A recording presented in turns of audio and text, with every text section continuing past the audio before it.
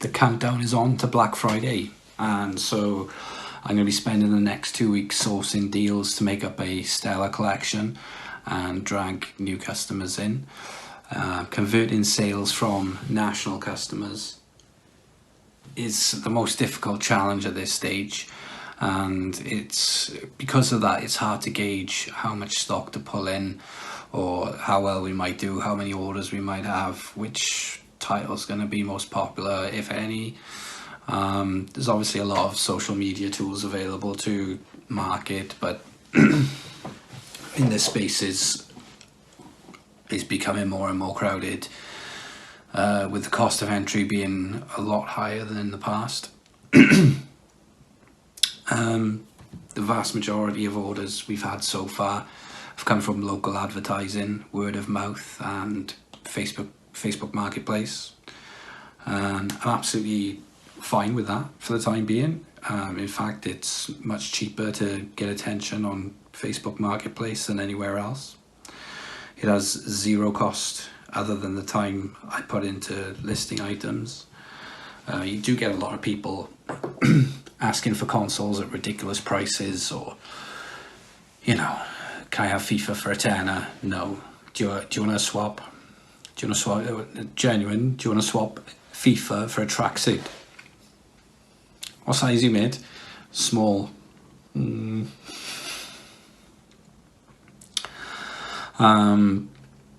But ultimately you're gonna get this wherever you decide to set up shop. I mean, not to that extent, but if I had a store in,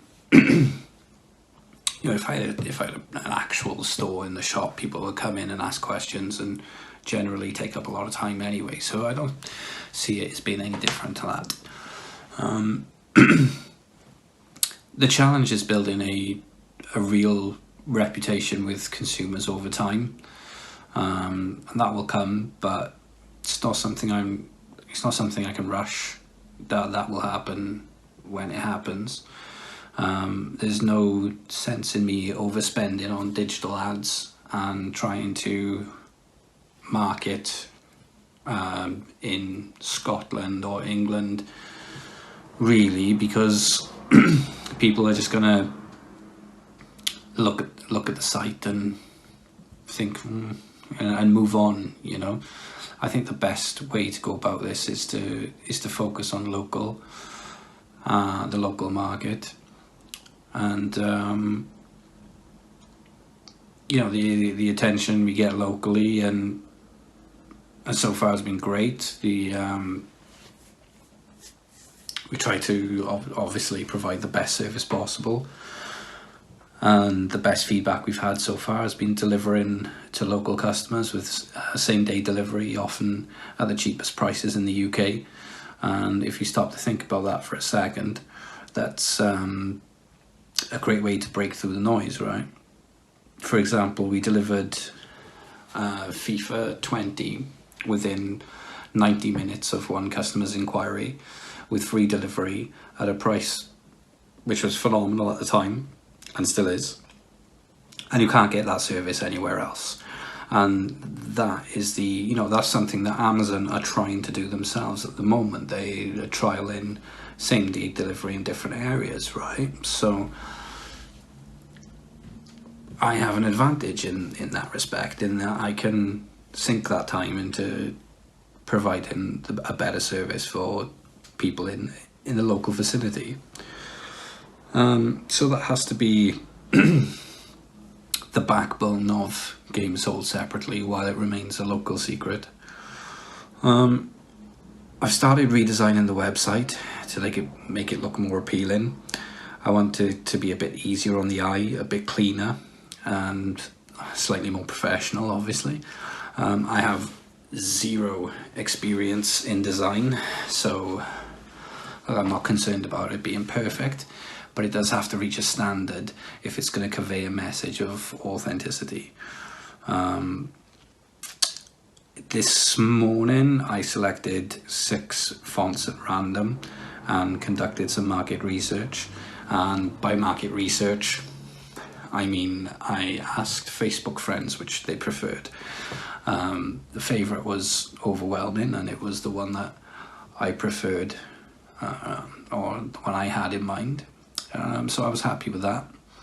I did a similar thing with the colour scheme and got some feedback out of that, but to be honest, I'd already made my mind up on that. I might change it in the future, but I'm happy with where it's going. I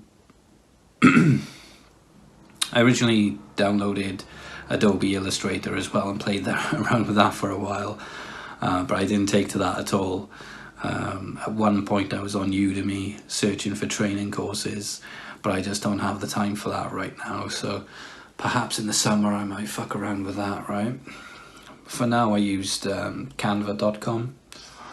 It's much easier for a beginner like me to navigate. They have different elements, photos and backgrounds you can choose from, so that'll make my life easier. And once the design is updated and ready to roll out, I want to expand the catalogue of games available on the site. Until now I've only pulled in stock that I was going to use for wholesale orders anyway, so say I was flipping 200-300 FIFA, I would order like 210, send 200 on wholesale and put 10 on the website. But I think now feels like the right time with the redesigning of the website and with Black Friday coming up. Now, if I can get it done over the next 2 weeks, it's going to be very intense. It's going to be a lot of work, intensive work, and a whole catalogue of games up on one site. But it's a big job, but once it's done, it should be easy to maintain.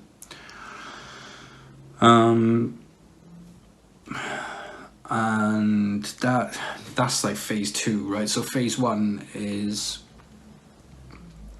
getting everything to look right.